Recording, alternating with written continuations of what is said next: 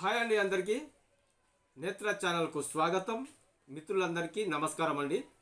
అయితే ఈ రైతు భరోసా మొన్న ప్రకటించిన రోజు మనకు రేవంత్ రెడ్డి గారు విలేకరుల ముందుకొచ్చి ఈ రైతు భరోసా 12,000 రూపాయలు ఈ జనవరి 26వ తారీఖు నాడు అందరికీ వేస్తాము అని తెలపడం జరిగింది.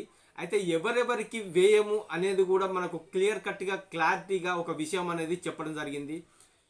ఫ్యాక్టరీలు కలిగిన భూములకు కానీ, లేకుంటే రోడ్డు ద్వారా పోయిన భూములకు కానీ, గుట్టలకు కానీ ఈ రైతు భరోసా వ్యయం అనేది క్లియర్ కట్గా చెప్పడం అంటూ జరిగింది. మరి రైతు భరోసా 15,000 రూపాయలు ఇస్తానన్న రేవంత్ రెడ్డి 12,000 రూపాయలకే ఇస్తామని తెలపడం జరిగింది. అయితే రైతులను ఏ విధంగా మభ్యపెట్టి ఇన్నాళ్ళు రైతు భరోసా ఇవ్వకుండా చివరాఖరికి 15,000 రూపాయలు ఇస్తానన్న సర్కారు 12,000కు కుదించి ఇవ్వబోతుంది. అది మనందరికీ తెలిసిన విషయమే. మరి రైతు భరోసా పడాలంటే ఎలా అప్లై చేసుకోవాలి, ఎక్కడ అప్లై చేసుకోవాలి, ఆఫ్లైన్లోనా ఆన్లైన్లోనా అనే దానిపై రైతులు సందిగ్ధంలో ఉన్నారనే మాట మనకు తెలుసు. అయితే గవర్నమెంట్ ఏం చెప్తుందంటే, క్రితం గవర్నమెంట్ ఏదైతే బీఆర్ఎస్ సర్కారు ఉన్నదో, ఏ విధంగా అందరికీ రైతు భరోసా వచ్చిందో అదే విధంగా రైతు భరోసాను వేయడానికి సిద్ధపడ్డట్టుగా తెలుస్తుంది. దీనిపైన ఎటువంటి దరఖాస్తు చేసుకోనవసరం లేదండి. మనకు ఇదివరకు ఏ విధంగా రైతు భరోసా పడ్డదో దాన్ని పట్టుకొని దాన్ని బేరీజు చేసుకొని రైతు భరోసా అనేది వేయడం అంటూ జరుగుతుంది.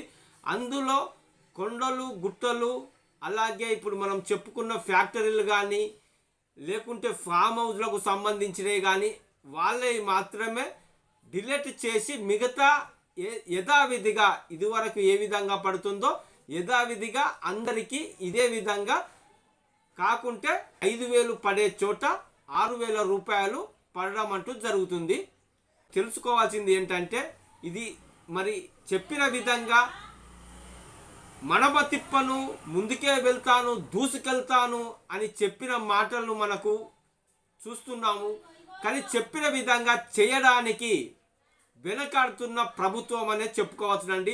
మరి జనవరి 26వ తారీఖు నాడు రైతు భరోసా పడుతుందా పడదా అనేది ఈ ఒక రైతు భరోసానే కాదండి, ఈ రైతు కూలీలకు కూడా 6,000 రూపాయలు పడతాయండి.